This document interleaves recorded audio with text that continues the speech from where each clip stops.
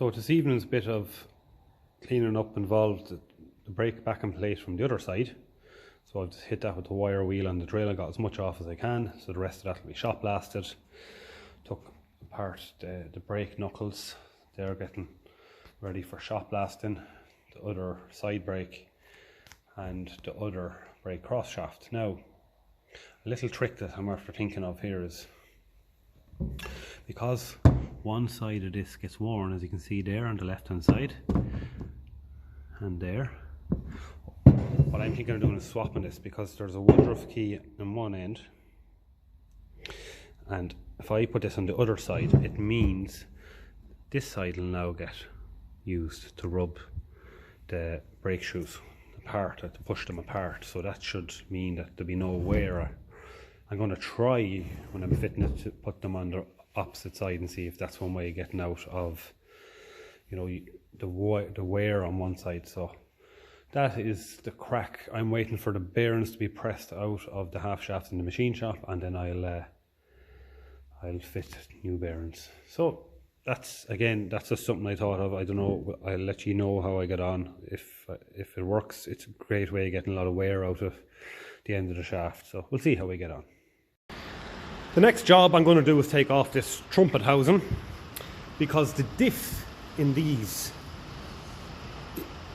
is pushed this way because of the pinion that's coming from the gearbox. That's the drive shaft, and that is to the right hand side. So the diff gear, the crown wheel, is more to the left here. So when the wheels come under pressure due to load or ploughing, the pressure is exerted on the bearings more so on this side. So by taking this off, I'll be able to get a better look at what condition those bearings are in.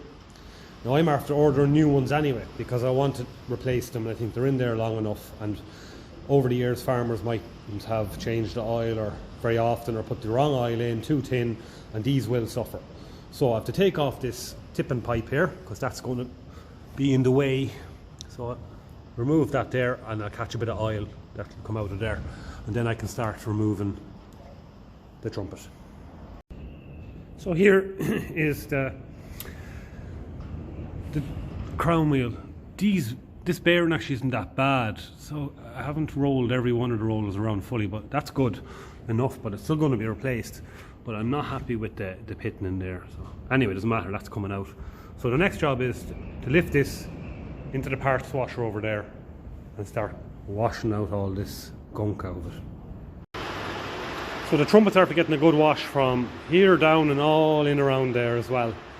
And I'm after taking off this, it's known as a shim block or something like that.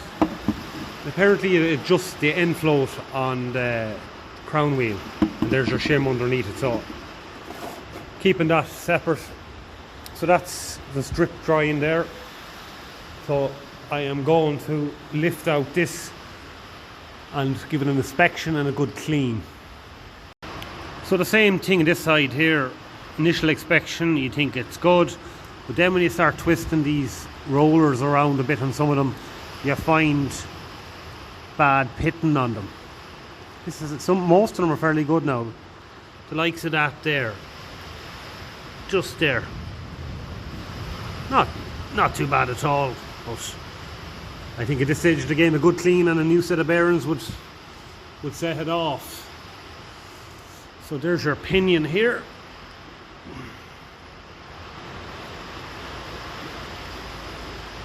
By jeez, that feels good in there. Mind you, it's not now you'll feel any or see any wear. It's when the pressure comes on the back axle.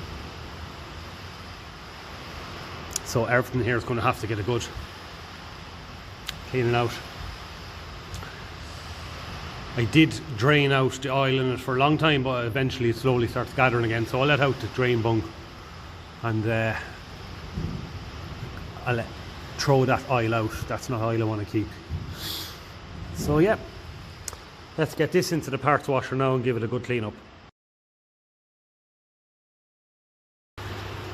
This parts washer is worth its weight in gold.